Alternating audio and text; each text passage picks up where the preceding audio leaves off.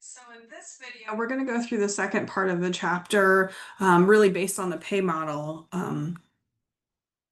So here's the pay model that is in the book. I will tell you if this one doesn't make sense to you, I would go on the internet. If you go to Google Images, for example, put in the pay model, and you'll see this is a common way that HR professionals think about pay. You'll see different kinds of models that have some of the same elements, but they'll look a little bit different. Use one of those if that's more helpful for you in thinking about what are the things that influence pay and what are the different parts of pay that we have to think about. So on the outside here, we have all of these different entities that can influence pay. So things like the people, in and outside of the organization itself, whether you're relocating or not, because you might get paid more if you have to relocate. If you're in an international location, you might get paid differently. We don't go through that in the class, but that is something that does influence pay. We've already talked about in the last video, unions can influence pay. Laws and regulations influence pay, the economy, that sort of thing. So, what is this influencing? Well, this yellow level is what we call pay level. So, this is like the average wages for people in a specific job role. You can also talk about organizations or industries. So, there's different levels of pay. And that kind of determines sort of the minimum that you would be paid because you are in a specific job or you're in a specific industry or that organization has a specific way of compensating their employees, and this is the minimum or kind of the basis for all of the pay. And then for every job, you'll have base pay as well, which is it's above the pay level usually. It doesn't have to be, but that's kind of your the pay that you begin with, without any kind of incentives added to that pay. Variable pay is when you have incentives that are added based on, say, your performance or sales, or there could be lots of different things that we can have variable pay for. And what that does is the base pay might be the same for every employee, for example, in a specific job role, but the variable pay can change based on the person who's in that role. What competencies are they bringing? What's their performance in that role? That sort of thing. And so this little like dollar sign, the little blue circle is the kind of direct compensation that people are getting. And then the purple are the benefits or indirect compensation that people get as well. So, what are some of these environmental determinants of pay? These are the things that influence pay. Economic conditions and market forces are a really big one. You've just lived through a time where pay went up and now it's going back down. It went up right after the pandemic because there weren't enough employees in lots of different industries. So, employees really had an advantage and could really negotiate higher wages and salaries. But now there's, our unemployment rate is kind of inching up, but we often have enough employees in a lot of industries where now employers are starting to get some benefits from being able to choose which employees they want, which also gives them more power in negotiations. We have social and cultural factors that can determine pay. There's a lot of states, for example, that are increasing their minimum wages or require a living wage where it costs a lot to live in those areas, especially cities. So that's a social or cultural factor that's influencing pay in those areas. We have legal requirements and regulations. We have, for example, a national minimum wage, which is 7.25. That's also Kansas's minimum wage, and that means that you can't pay people less than that, except for certain jobs, such as working in a restaurant, for example, if you're wait staff.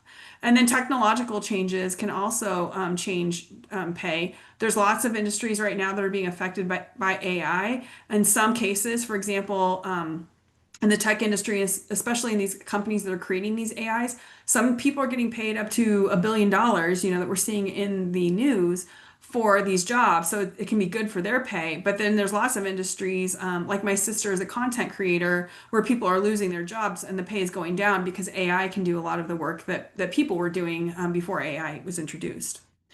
We also have organizational determinants of pay, and I'll talk a little bit about this in the next slide, but we have company strategies around compensation that are related to the goals that the company has, and then how they're going to pay people to sort of perform to help support those goals.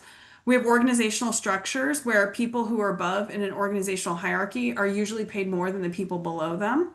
We also have a corporate culture where perhaps the CEOs get paid a lot more than their employees in some companies, but in other companies, the CEOs aren't paid that much more than their employees in kind of a flatter hierarchical organization.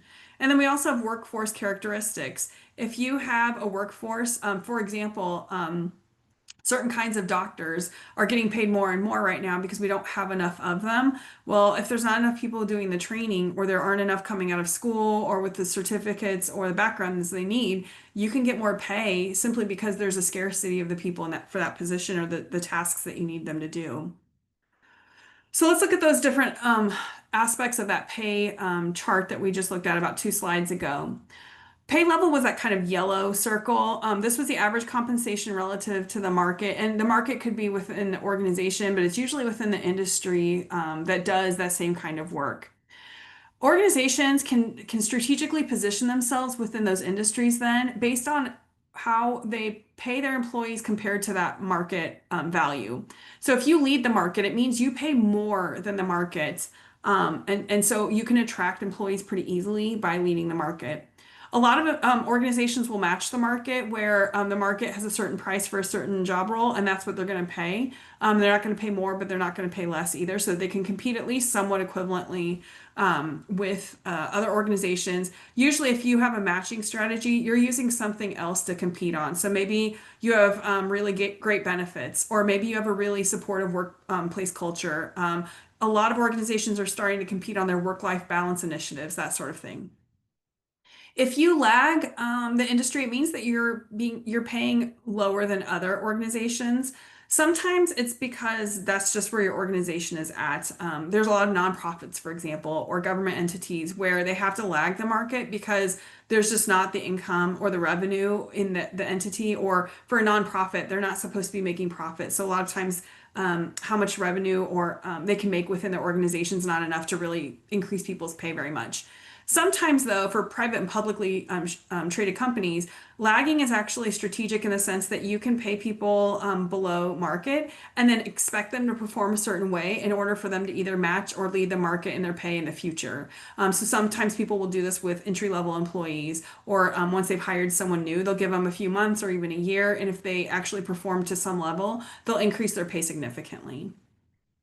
We also have other considerations like public policy on pay, the going wages within a specific area that you're working in, or a specific community. That's often especially important for government contracts, for example. We have union wage policies and collective bargaining policies, and then management's philosophy on proper pay levels within an organization. Sometimes they think that more pay would help them attract and keep employees, and some think that other things would better motivate their employees than increasing compensation levels. The base pay structure is something we'll actually focus on quite a bit in this textbook and during the class. So I'm not going to go into this too much, but you've probably seen job analysis before. Hopefully you have in your Introduction to Human Resource Management class, where we analyze jobs based on the tasks and duties and responsibilities within those jobs. We use a job analysis to do what we call a job evaluation, which helps us organize the different jobs within an organization into a hierarchy that makes sense for compensation, so that entry-level employees are making less than the supervisors who oversee them, who might be making less than managers who oversee those supervisors. We also can do the market pricing approach, where we look at external competitiveness. What are other organizations paying for the job roles that we have within our organization? But one thing we have to be aware of if we do that, and a lot of organizations are doing it and more are each year, is that we can have pay compression where people who are coming into an organization are getting paid more than the people who are in the organization. And that's because the market pricing approach is best used when you're trying to attract employees, because they can get offers from other companies versus employees who already work for your organization are less likely to be searching for another job, or may not even be aware of what people are currently being paid for their jobs if they haven't been out looking for a job in several years. And so you have to be aware, you want to make sure that people who are newer to an organization or have less experience are getting paid less than people who have more experience and have longer tenure at your organization. We also want to create internal equity or fairness across the jobs and within that organizational hierarchy, and that's why we have a pay structure. So we'll talk about how you build that pay structure so that it's fair, to consider the fact that people have different job roles that are worth different amounts for the organization based on what they do, but also that people might be coming in with different knowledge, skills, abilities, and competencies that change the way they work compared to maybe other people in the same job role. So for individual pay determination, we have performance factors like how well you're doing your job, how many sales you're making, for example, your seniority or experience either within that particular career or job role, or even within that organization, your competencies and skills that you either brought into the organization or into your job or that you've been developing since you've been there, and then merit pay systems that are looking at your performance and then determining how much you'll get paid from year to year based on that performance. As I mentioned, variable pay can be on top of the base pay that you get. And a variable pay is always connected to performance measures of some sort. We can have individual variable pay, which is what merit pay usually is. So people's performance evaluation scores each year, or the number of sales that someone made, for example, or the number of things that someone made if they work in a factory, for example, are examples of individual variable pay. In organizations that do a lot of group projects or group work, so a lot of knowledge industry organizations, for example, they'll do team variable pay where team outcomes determine the pay for the people who are on that team. So all the team members might be paid the same. Different team members might be paid differently depending on how much they contributed to that outcome. And then a lot of organizations will also have variable pay within the organization. So if the organization outperforms some metric or metrics that they have each year, they might pay some kind of bonus to their employees. They might also take on any cost savings they might pass on to employees as well. There's a risk versus a reward consideration here, though. Some people don't like variable pay because variable pay can be risky. You don't know what your paycheck will be exactly from pay period to pay period if your pay is variable. Versus if you have just a base pay and no variable pay, you know exactly what you're going to make from paycheck period to paycheck period. But if you're really good at your job or you perform really well or your team or organization performs well, you get more rewards with variable pay than if you have just the same base pay. And that's theoretically why a lot of organizations use variable pay to motivate their employees to perform or outperform some measure that they have at that in that organization. Benefits we'll talk about. We only spend really a week on this, but it's actually really important for employees. We have required benefits that the government requires that we give to employees, but we also have a lot of voluntary benefits that organizations provide in order to compete within their industries for employees. And benefits are a growing importance in compensation. At this point, for most organizations, benefits are about a third of the total compensation amount that an employee makes. For government employees, for example, that's a little bit more for the idea that government employees make less in direct compensation than other people with the same skills or in similar jobs, but who are in private or publicly traded companies. But theoretically, government jobs are much more stable, and you have a huge number of employees, so the government can provide benefits like health insurance at a much cheaper price than organizations that are much smaller and have less room for negotiation with health insurance companies, for example. But the growth in benefits have resulted in slower increases to base pay because organizations are having to pay more and more for these benefits. Health insurance is a perfect example. I'm sure you've seen in the news if you watch the news kind of regularly, then they'll for several years, I would say for the last 10 or 15 at least, health insurance costs have gone up faster than inflation. Well, if employers are paying some amount of cost for their employees to have health insurance, that means they're paying more for that health insurance than inflation. And so that means they often can't keep up with inflation for direct compensation because more of that money has to go to those health benefits that are increasing from year to year. And then the other issue with benefits is that it's not as visible to an employee as direct compensation. So often, and you may have had this experience yourself, you may be eligible for benefits that you're unaware of, or you're not using them to their full extent because you're not aware of how to access them, how much is available to you. Even I teach compensation, even I get confused by the benefits I have on offer and then how to actually access or use all of those benefits to their maximum every year. So that's a problem for a lot of employees. So HR professionals take a total compensation perspective, meaning that we look at base pay and variable pay when we're thinking about total cash compensation, but we also want to include benefits when we're thinking about total compensation packages and compensation strategy generally, because both of those things, that direct compensation and indirect compensation, help our organizations to compete with other organizations for employees. We also have some value perception issues that HR managers or HR employees are particularly adept at helping organizations deal with. So HR usually has a better sense of what kinds of employees are in their organizations, what levels those employees work at. So for example, if you work at the university, you may know that a lot of your entry level employees are college students who just graduated, for example, in certain kinds of jobs. Whereas your managers are maybe people who've been in their careers for 30 years. The kinds of direct compensation and indirect compensation that those different kinds of employees expect is going to be quite different. So you'll have to consider what kinds of employees you have and what kinds of compensation you're going to offer and what kinds of benefits you're going to offer as well. Because, for example, younger people may not need health insurance if they can stay on their parents' health insurance until they're 26, per the Affordable Care Act. And so maybe they want the different kinds of benefits. I've seen pet insurance, for example, is becoming very big. They may also want more days off instead of paying for that health insurance. And so those are things that we have to think about in terms of our value perception issues. And then, of course, the challenge of communicating what your pay actually is, your compensation, what your direct compensation is, but also what your indirect compensation is and how to access those indirect compensation or benefits that you're providing in your organization. And then a lot of what HR professionals do is helping management to plan and control compensation. It's increasingly important because compensation costs are going up so rapidly, especially in some industries, but also because of the benefits packages where the benefits are outpacing inflation from year to year. And so it's really complex. And then the U.S. labor market, the employees are very costly. They expect certain kinds of benefits. We have a minimum kind of standard of living. And then if you want to compete in an industry, people who have more knowledge, skills, and abilities or competencies that they're bringing expect more pay, and they can go somewhere else if they don't get it here. And so that makes it very expensive for a lot of U.S. companies to compensate their employees.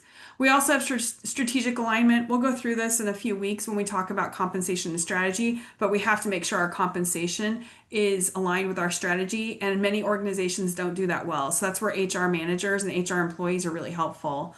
Cost management, keeping track of costs, and then thinking about how you can reduce those costs from year to year.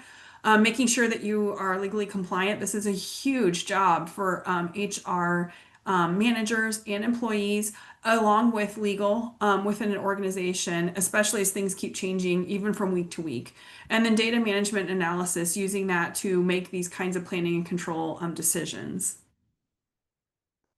One thing our chapter doesn't talk a lot about, but I think is honestly kind of the most interesting, are the current trends in compensation. I think a lot of you will see these if you're not seeing them currently or in your organizations. Once you get out of school and you're working full time, you'll see more of these, I think, more often. The first is that a lot of organizations will teach you job evaluation in this class, but they're actually moving away from that because it's very tedious. It takes a lot of time, but it also doesn't always uh, think about what market competitiveness would be for that job. And so a lot of places are just going to sort of a market strategy where based on what the market pays for that job, that's what they're going to pay without having to do an internal job evaluation. There's also more transparency about pay because the internet exists. So all of us can look up pay for our professions and the job roles that we're in, and have at least some information about what other people are paid in similar roles. There's also some legal requirements. Some states require some pay transparency in job ads, for example, so that you get more information than maybe you would have 10, 15, 20 years ago. There's a greater customization of benefits. We'll talk more about this in benefits, but a lot of organizations, especially larger organizations, have what we call cafeteria plans, where they give their employees a variety of benefits to choose from, and then the employees have a certain amount they can spend by choosing the benefits that they need and not having to pay for ones they don't need or don't want. And then there's a greater focus on performance-based pay in a lot of organizations, especially with knowledge workers, where it can be very hard to tell what a knowledge worker does from day to day because they're not producing like a product. They're providing a service, but the service is something that's developed over, some long period of time.